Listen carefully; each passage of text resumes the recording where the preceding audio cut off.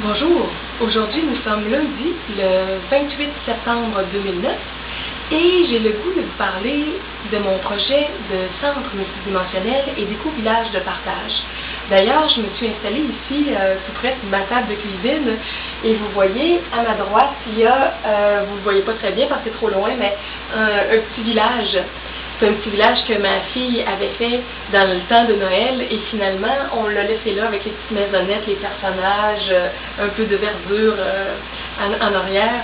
Donc, pour moi, ça me rappelle un peu la vision pour le futur, pour mon projet d'éco-village. Si vous voulez voir un petit résumé du projet du centre multidimensionnel sur mes sites web, vous pouvez aller sur le projet du centre communautaire multidimensionnel et multigénérationnel. L'adresse c'est everyoneweb.fr/centre communautaire. everyoneweb.fr/centre communautaire. Il y a aussi une autre version de ce projet-là que j'ai fait qui est un peu claillée, c'est le projet du centre naturiste. Donc là, c'est la même adresse, mais au lieu d'être centre communautaire, à la fin, vous marquez centre naturiste. Le volet du centre naturiste, ce serait pour avoir un lieu à l'année longue où les gens pourraient aller pratiquer le naturisme, donc des salles d'activités variées, comme je vais en parler tantôt au niveau du projet du centre lui-même, mais dans une ambiance naturiste pour tous les gens qui n'ont pas de tabou, de préjugés avec la nudité. Je me disais aussi que les deux projets pourraient aussi être fusionnés, comme c'est pas évident de trouver le financement pour un genre de projet comme ça, soit le plus conventionnel ou soit le plus avant-gardiste du côté naturiste. On pourrait fusionner les deux projets. Par exemple, si le centre était ouvert 7 jours par semaine, on pourrait l'ouvrir, disons, 4 ou 5 journées de façon conventionnelle, donc habillée, et on pourrait l'ouvrir 2 journées, par exemple, dans l'énergie plus naturiste, pour les gens qui voudraient venir dans un contexte de nudité. Moi, mon rêve idéal, mais c'est encore plus flyé, ça serait de mélanger tout ça, tel que je le décris dans le projet possible du centre naturiste. Pour moi, on se fait beaucoup trop de problèmes avec le corps, avec la nudité, avec les obsessions du corps de toutes sortes de façons. Donc, ma vision idéale d'un centre, ce serait qu'il n'y aurait aucune règle rigide par rapport aux vêtements. Les gens pourraient être habillés, semi-habillés, nus, costumés, avec des habits d'une époque du passé, avec des habits du futur. Peu importe comment les gens seraient habillés, pour moi, c'est vraiment pas important. Et j'aimerais ça qu'un jour, les gens décrochent de toutes les obsessions avec les modes et le corps et la grosseur, la minceur, ce qui est plus sexy, ce qui l'est moins. Notre corps, pour moi, c'est vraiment juste une enveloppe. Et l'essentiel, c'est notre âme à l'intérieur et c'est notre créativité, notre amour, notre intelligence qu'on partage. Tout ce qui touche le côté plus externe, c'est des détails qui, à mon avis, sont beaucoup moins importants.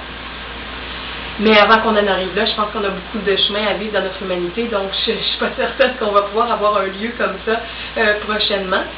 Des fois, je dis aussi que ça me fait penser à l'au-delà, dans le sens que dans certaines sphères de l'au-delà, par exemple, quand des gens vont désincarner, qui peuvent être nus sur leur lit, sur le plan physique, puis ils vont arriver dans l'au-delà, puis ils vont être nus, ou ils vont arriver en pyjama, ou des fois quand on se couche, la nuit aussi, on peut être semi-vêtu, des fois on est nu aussi pendant la nuit, bon, ça dépend des habitudes des gens, et quand on arrive dans l'au-delà, on est de la même façon.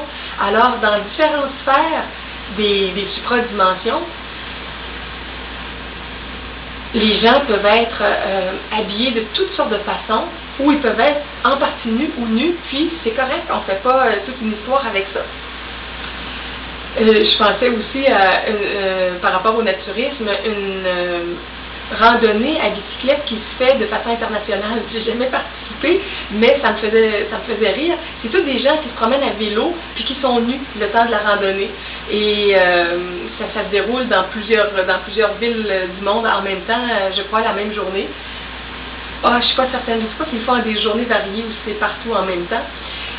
Mais c'est comme une déclaration de liberté de dire aux gens, bon, ben, si on a le goût d'être nu, on a le goût d'être nu, puis si vous avez le goût d'être habillé, vous pouvez être habillé aussi, c'est ce qu'on vit la majeure partie du temps.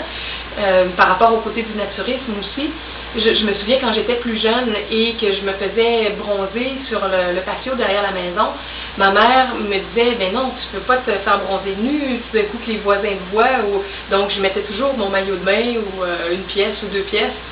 Mais je trouvais ça un peu ridicule, toutes ces histoires-là avec le corps puis la nudité. Ma petite fille, par exemple, pendant longtemps, quand elle était petite, elle pouvait se promener nue dans la maison.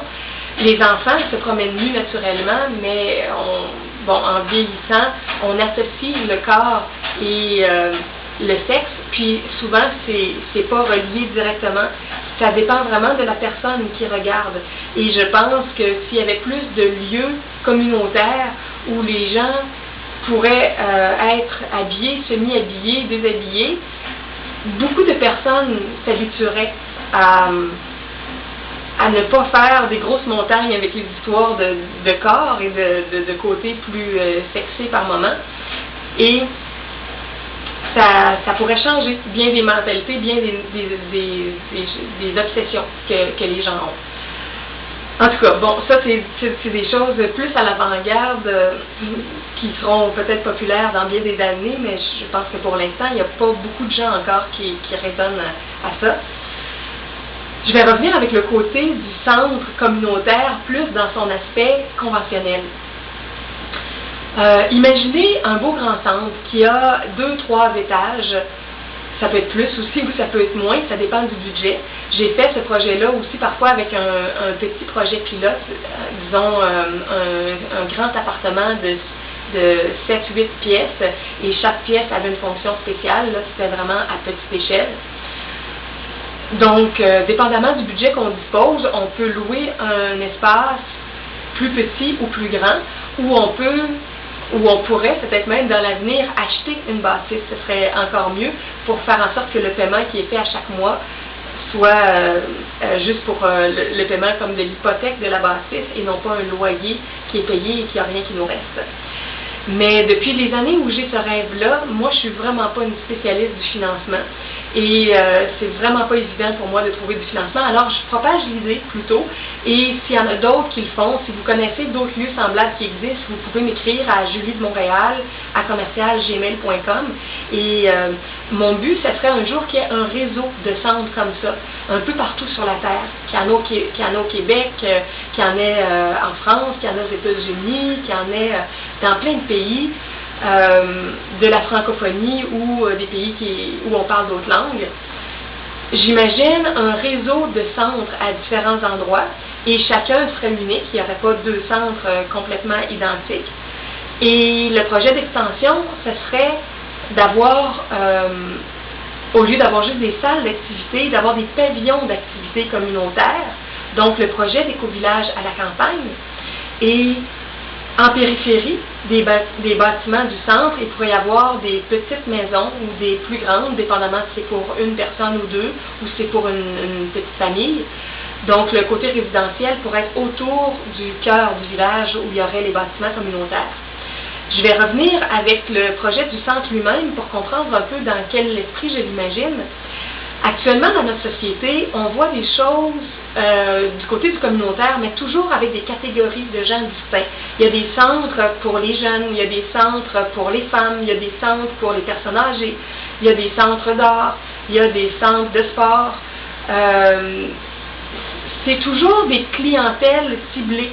Et une fois qu'on veut changer de catégorie ou qu'on change de groupe d'âge, on est appelé à aller à un autre endroit. Moi, je souhaiterais qu'il y ait un lieu pour réunir vraiment les gens de tout âge et de toutes sortes d'intérêts variés. Alors, dans une même bâtisse, on pourrait accueillir les enfants, les adolescents, les adultes, les gens retraités, les mamies, les papis. Donc, les gens de tout âge pourraient se côtoyer. Pour les plus petits enfants, naturellement, ils auraient besoin d'être accompagnés d'un adolescent ou d'un adulte qui les surveillerait, à moins de mettre en place une certaine salle où il pourrait y avoir du gardiennage directement, puis que les parents